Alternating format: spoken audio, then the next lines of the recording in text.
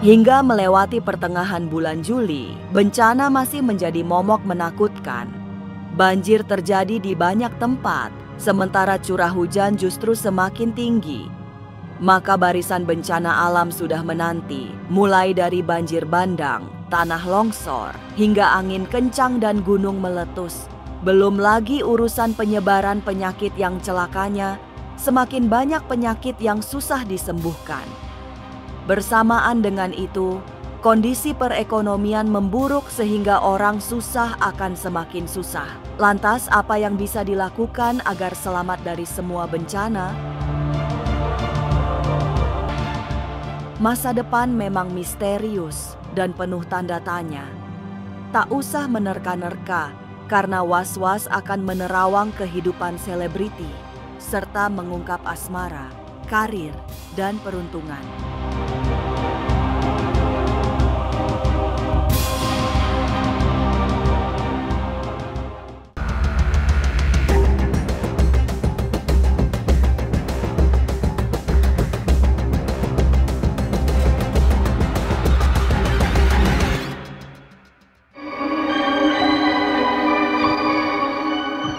Semesta memang sedang tidak ramah. Banyak kiriman bencana yang justru semakin menakutkan.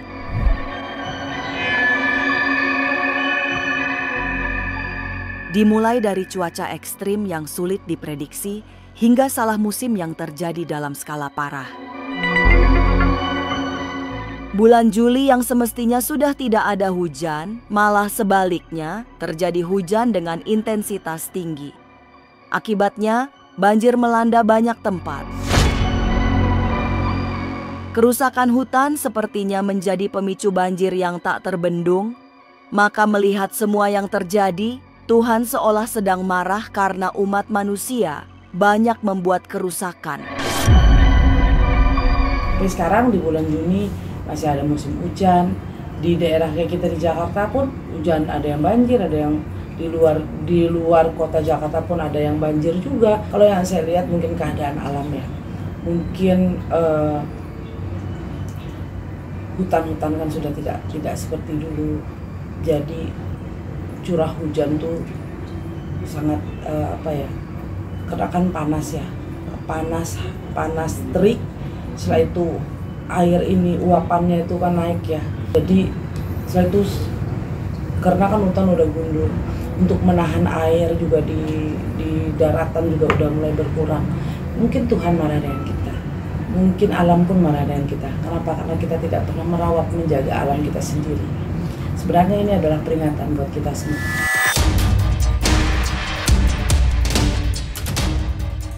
Semua unsur alam saat ini seperti sedang unjuk gigi.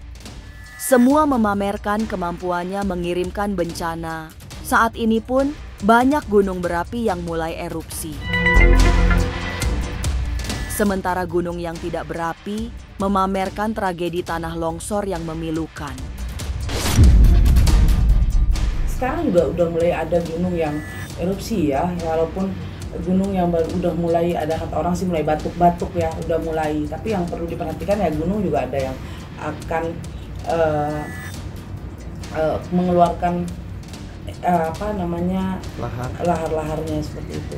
Setelah itu kayak longsor karena banjir tuh tetap ada longsor.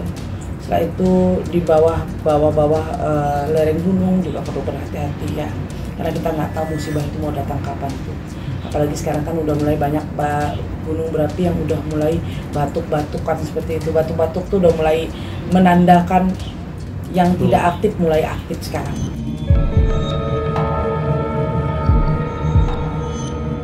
Paranormal Nyai Dewi Rantian menitipkan pesan untuk waspada, terutama pada karma yang akan menimpa mereka yang merusak alam. Pesan ini bukan pesan sembarangan, karena disampaikan oleh tokoh spiritual asal Dayak yang sangat dekat dengan alam. Pesan saya hanya satu, sekarang kalian mendapat uangnya, kalian menikmati uangnya, tapi kalian akan mendapat karma nanti. Kalau alam yang memberi karma buat orang yang merusak alam itu lebih parah nanti karmanya.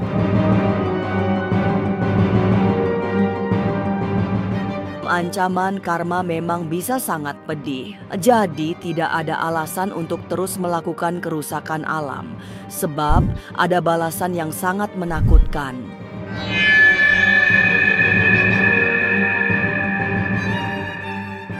Sudah saatnya semua yang berasal dari alam dikembalikan seperti sedia kala. Hutan lindung biarlah tetap menjadi hutan lindung, jangan diubah menjadi hutan produktif. Semua demi keseimbangan yang akan menjaga alam sehingga tidak murka. Hutan lindung ya jangan kita olah, kita bikin hutan lindung, kita rubah menjadi hutan produksi kan jangan. Hutan lindung ya tetap jadi hutan lindung. Supaya apa? Supaya alam itu terjaga, kita juga musibah juga berkurang, kan seperti itu. Kenapa saya selalu bilang alam kita harus jaga? Kenapa? Maaf ya, coba deh rasa. Sekarang itu banjir tuh udah sangat luar biasa.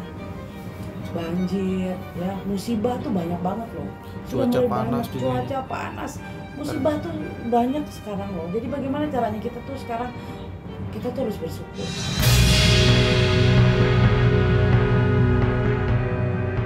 Kerusakan alam ditambah perubahan cuaca yang ekstrim membuat musim sulit ditebak. Tiupan angin kencang pun menjadi pertanda ada bahaya yang mengancam. Kepada mereka yang berada di lautan juga diingatkan untuk tidak gegabah, sebab angin kencang berpotensi menjadi tragedi memilukan di laut lepas. Setelah itu perlu berhati-hati di laut ya. Kenapa angin kencang, setelah itu takutnya gelombang laut tinggi, takut ada musibah nanti. Mungkin gelombang agak lebih tinggi karena angin lebih kencang.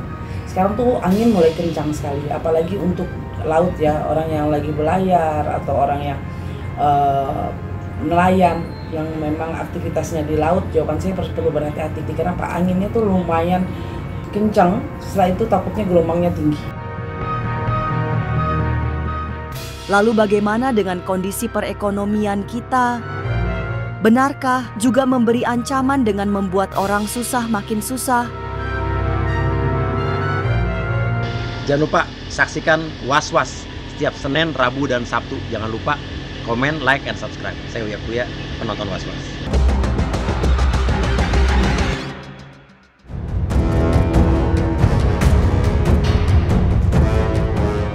Hantaman bencana alam yang seperti tak kunjung berhenti adalah kesengsaraan yang nyata. Tapi di tahun ini bukan hanya alam yang memberi bencana, karena kondisi perekonomian juga menambah suasana semakin menakutkan. Ancaman resesi ekonomi tak kalah nyata, sehingga orang yang kondisi hidupnya susah akan dibuat makin susah. Bersamaan dengan itu, banyak pabrik dan berbagai jenis bisnis mengalami gulung tikar. Kalau dibilang ekonomi tahun 2025 bagus, jawaban saya enggak. Tidak baik-baik aja. Banyak orang yang susah kok, tambah susah. Dan banyak juga usaha yang bangkrut. Usaha yang besar, apalagi yang kecil. Kan seperti itu. Jadi jawaban saya ekonomi tidak begitu baik-baik aja.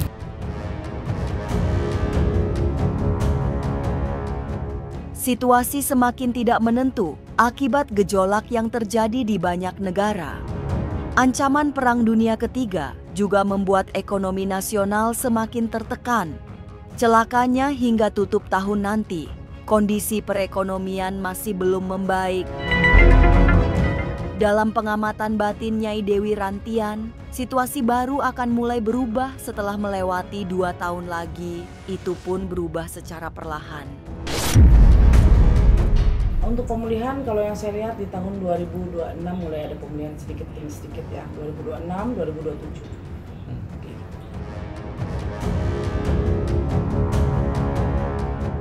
Bencana alam dan bencana resesi ekonomi menjadi bayangan menakutkan sepanjang tahun ini. Apalagi situasi hidup yang berat akan terus terjadi hingga 2 tahun mendatang. Lalu apa yang harus dilakukan agar selamat dalam menjalani tahun yang berat? Jangan lupa saksikan Was-Was setiap Senin, Rabu, dan Sabtu. Jangan lupa komen, like, and subscribe. Saya Uya Kuya, penonton Was-Was.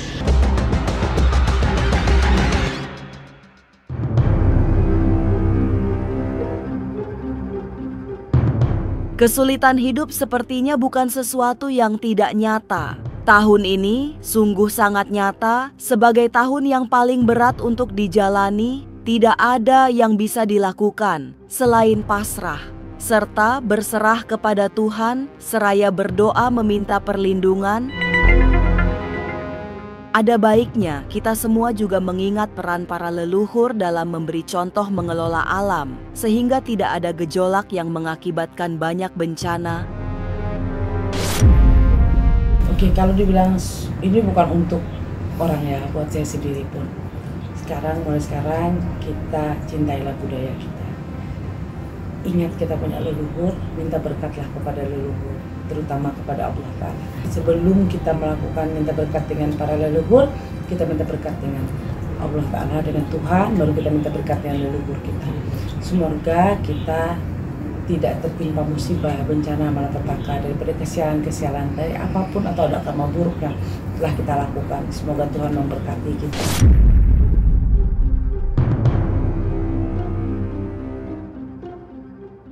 Tahun ini memang menjadi tahun paling sulit untuk dijalani. Banyak bencana yang terjadi nyaris setiap hari. Belum lagi ancaman resesi ekonomi yang semakin nyata. Tapi yakinlah, semua yang berat adalah pintu menuju kebahagiaan.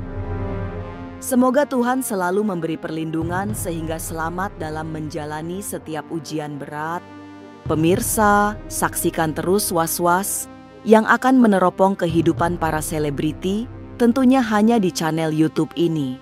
Dan pastikan untuk subscribe, like, dan share channel, karena Anda patut was-was sebelum menyaksikan Was-Was